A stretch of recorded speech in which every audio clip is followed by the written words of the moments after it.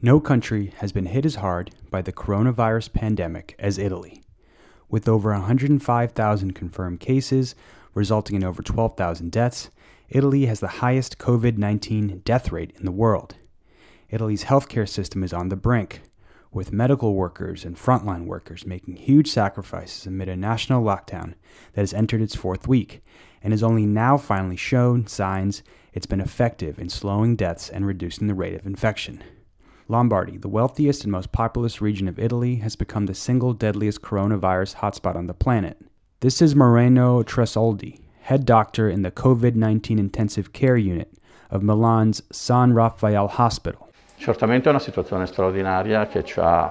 Certainly, this is an extraordinary situation.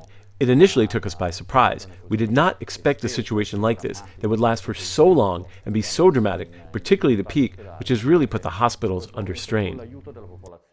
Hospitals across Italy have been under enormous strain. They have been running out of space and equipment, and staff has not rested in weeks, says Tresoldi. Obviously, our shifts are incredibly tiring. We are trying to give ourselves moments where the group can rest a little bit. But it isn't easy because we have a great number of beds to deal with. 3 weeks after stringent lockdown measures were introduced, each more restrictive than the next, Italy is finally experiencing a decrease in new cases. The lockdown began on February 23rd. Despite the lockdown, Italian workers have sought to organize together to improve their safety situation amid the COVID-19 pandemic, says Rome-based labor organizer, activist, and writer Luca De Crescenzo. The government declared national emergency on the 31st of January. Actually, the first measure about safety at the workplace was taken on the 14th of March. So it was really, really late. The first known cases in Lombardy were the 21st of February. So the epidemic was already widespread, and still you had millions of workers gathering at the workplaces, in factories, call centers, warehouses, with no safety measure. De Crescenzo says Italian workers have carried out walkout strikes and protests. Those strikes have included workers in Amazon warehouses and many others. The biggest struggles were at the factories, because the north of Italy, Lombardia, which is the region that was mostly hit by the coronavirus epidemic, is also the most industrialized region in Italy. And there are a lot of steel workers factories, and many of them actually went on strike.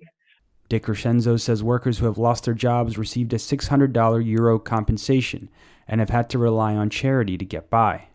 Now you are seeing a very harsh situation, like where people go into the supermarket and then make grocery shop, and then they didn't want to pay for it. And the answer from the state was police and even the army. So now they are talking about giving some funds and finance to the townships in order for them to give people the money just to buy food. Years of austerity measures have weakened the healthcare system ahead of the crisis sparked by COVID-19. So it's real that we have a universal healthcare system, but it's also real that in the last 10 years or more, there were a lot of cuts on the budget. And this really was one of the reasons why it was put under much stress under this emergency situation. And it's maybe one of the reasons why we have registered so many deaths, actually, even in the north of Italy. As the United States surpasses Italy and China for the greatest numbers of confirmed COVID-19 cases, an Italian doctor has this advice for the United States. Listen to the scientists and to the public health officials. Says Dr. Alessandro Olivi, who spent 27 years at Johns Hopkins Hospital in Baltimore, serving as vice chairman of the Department of Neurosurgery and as the director of the Division of Neurosurgical Oncology.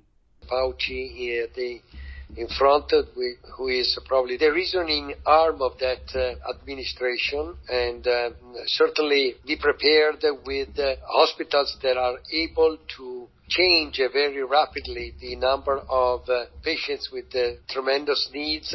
The situation in Italy is a human tragedy of significant proportion, says Olivi, who now heads the neurosurgery department at the prestigious Gemelli Hospital in Rome. Just like the U.S., Italy has experienced the devastating effect of a lack of medical equipment and personal protective equipment, or PPE. As far as the shortage of PPE and ventilators, no question that this has been, there are a lot of issues about shortage of from masks and other equipment and ventilators and in all honesty, the many situations, I know this for a fact as a first-hand information. There have been decisions, very tough decisions, that have been made in Lombardy of not intubating people because there were not enough ventilators or places in the ICU. For The Real News, this is Jessel Noor.